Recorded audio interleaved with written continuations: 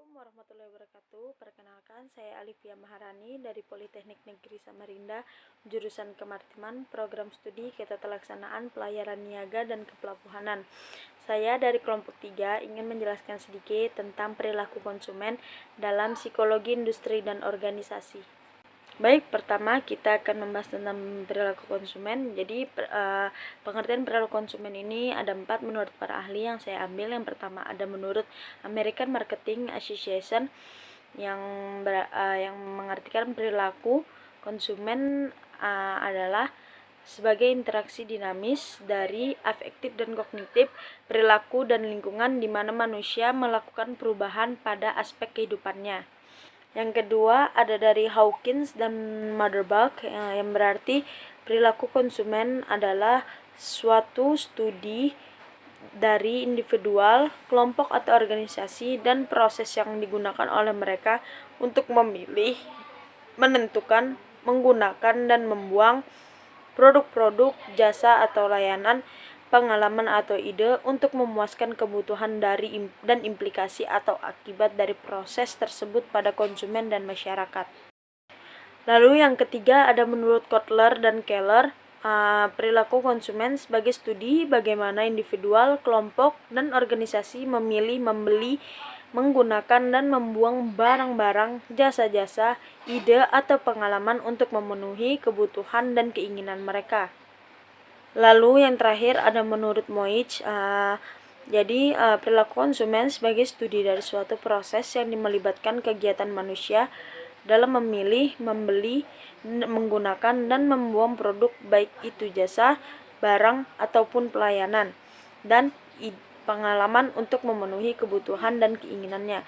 Dari 4 pengertian tersebut saya ambil kesimpulan bahwa perilaku konsumen adalah proses dan aktivitas ketika seseorang berhubungan dengan pencarian, pemilihan, pembelian, penggunaan, serta pengevaluasian produk dan jasa demi memenuhi kebutuhan dan keinginan, atau perilaku konsumen merupakan hal-hal yang mendasari konsumen untuk membuat keputusan pembelian. Selanjutnya kita akan membahas tentang nilai pelanggan.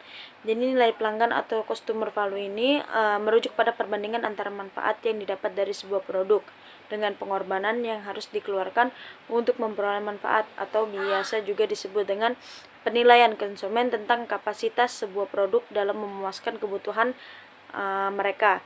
Lalu di sini ada proses keputusan pembelian. Nah, di sini ada prosesnya. Yang pertama itu ada identifikasi masalah, pencarian informasi, evaluasi alternatif, keputusan pembelian, dan yang terakhir adalah perilaku setelah pembelian. Jadi, apa sih yang dimaksud dengan identifikasi masalah? Jadi, identifikasi masalah ini adalah pengenalan masalah atau adalah hasil dari perbedaan antara keinginan dan realitas yang dirasakan oleh konsumen yang menimbulkan dan mengaktifkan proses keputusan. Lalu yang kedua ada pencarian informasi. Jadi pencarian informasi ini dibagi menjadi 4 sumber informasi utama. Yang pertama lingkungan pribadi, media komersial, media publik, dan pengalaman. Dan ada juga menurut Hawkins dan Motherbach, mereka hanya memerlukan 2 sumber informasi utama, yaitu informasi dari internal dan eksternal. Selanjutnya ada evaluasi alternatif. Jadi evaluasi alternatif ini adalah penetapan kriteria evaluasi dari jenis, jumlah, dan tiket kepentingan, lalu perilaku, kepercayaan, dan nilai harapan. Faktor yang mempengaruhi evaluasi alternatif biasanya yaitu situasi penggunaan, konteks persaingan, dampak dari kegiatan periklanan. Lalu apa yang dimaksud dengan keputusan pembelian atau purchase decisions, yaitu merupakan aktivitas konsumen pada saat menentukan pilihan produk yang akan digunakan. Biasanya 3 jenis aturan keputusan tersebut adalah heuristik konjuktif, lexiographic heuristik, dan yang terakhir adalah elimination by aspect heuristik. Selanjutnya kita akan membahas tentang sifat perilaku konsumen. Jadi di sini ada pengaruh dari luar yang mempengaruhi sifat perilaku konsumen dan ada pengaruh dari dalam. Dan ini adalah pengalaman dan akuisisi dari konsumen. Lalu yang di sebelah kanan saya ini ada proses pemutusan atau decision process. Ini proses pemutusan pembelian ini biasanya yang berakhir menjadi proses pasca pembelian.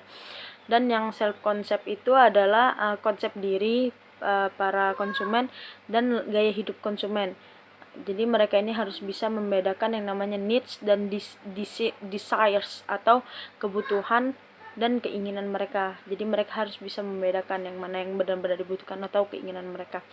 Nah, di sini pertama saya akan membahas tentang pengaruh dari luar atau internal influence. Yang pertama di sini ada persepsi, yaitu model proses informasi yang berguna mempunyai 4 langkah, yaitu exposure, perhatian, interpretasi, dan ingatan. Selanjutnya ada learning atau belajar. Jadi learning atau belajar ini waktu yang digunakan untuk menjelaskan proses informasi yang mana ingatan dan perilaku dirubah sebagai hasil dari proses informasi yang disadari maupun tidak disadari. Selanjutnya ada motivasi.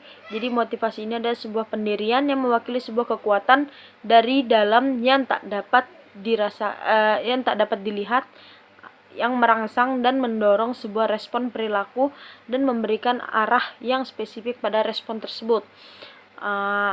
Jadi motivasi merupakan dorongan kebutuhan dan keinginan individu yang diarahkan pada tujuan untuk memperoleh kepuasan.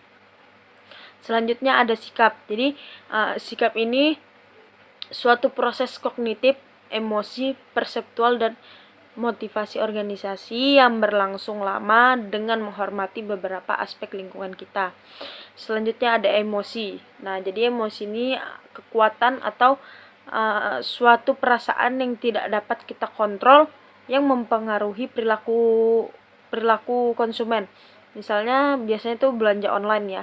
Jadi konsumen lihat di picture itu kayak real pic-nya mereka bilang itu bagus ya, kualitasnya begini-begini. Ternyata pas barang sudah sampai di tangan konsumen, barangnya itu tidak sesuai dengan apa yang mereka ekspektasikan ya, yang mereka sampaikan pada template yang ada di online shop tersebut. Nah, jadi biasanya di situ yang perasaan tidak terkontrol kita atau emosi ini timbul. Nah, lalu ada ingatan. Jadi ingatan atau memorinya adalah total akumulasi pengalaman pembelajaran sebelumnya yang terdiri dari ingatan jangka pendek dan ingatan jangka panjang. Lalu ada yang terakhir personality. Jadi personality ini merupakan sebuah kecenderungan respon karakter individu yang berlaku pada situasi yang similar. Nah, selanjutnya kita akan membahas tentang pengaruh dari luar atau faktor eksternalnya. Nah, faktor eksternal yang mempengaruhi perilaku pembelian konsumen terdiri dari kultur, subkultur, demografik, social status, reference group, family, dan marketing activity ya. Jadi di sini saya akan menjelaskan tentang kultur atau kebudayaan. Yang pertama, terus yang kedua nanti ada subkultur, yang ketiga demografis.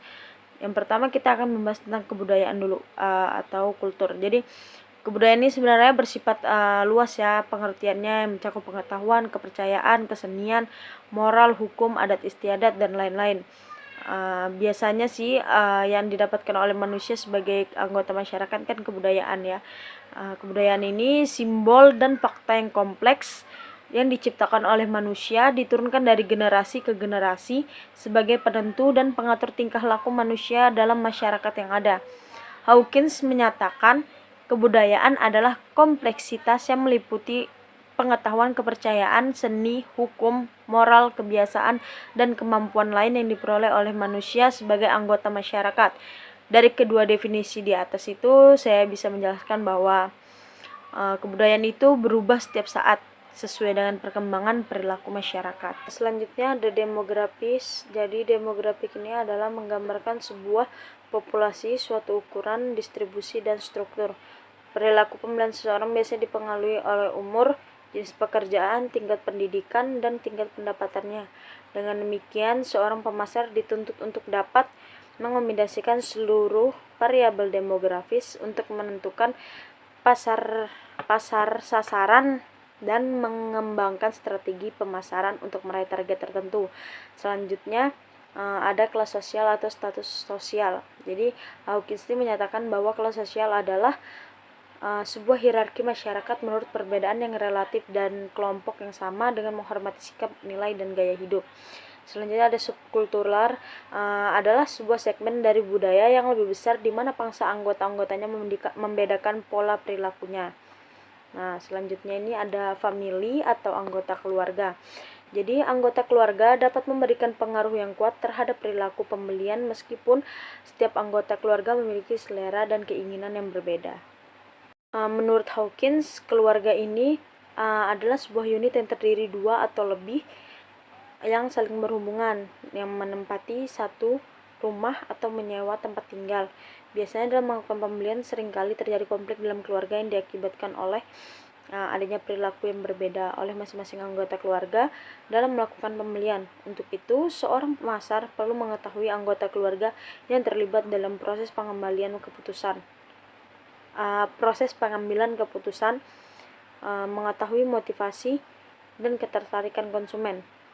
Nah, faktor yang menyebabkan perilaku pembelian seorang bisa dipengaruhi oleh juga referensi kelompok. Ini yang terakhir ya. Jadi referensi kelompok adalah kelompok sosial yang menjadi ukuran seseorang untuk membentuk kepribadian dan perilakunya. Jadi yang menjadi ukuran seseorang ini bukan anggota kelompok tersebut. Nah, setelah kita memahami perilaku konsumen pada awal proses keputusan pembelian, maka dalam prosesnya pembeli akan mengevaluasi tentang produk yang telah dibeli, dan hal ini sering disebut dengan perilaku konsumen pasca pembelian. Itu yang di sebelah kanan saya ya. Jadi setelah memahami perilaku konsumen yang dari faktor internal, faktor eksternal, maka dalam prosesnya pembelian akan mengevaluasi. Di sana kan ada alternative evaluation and selection.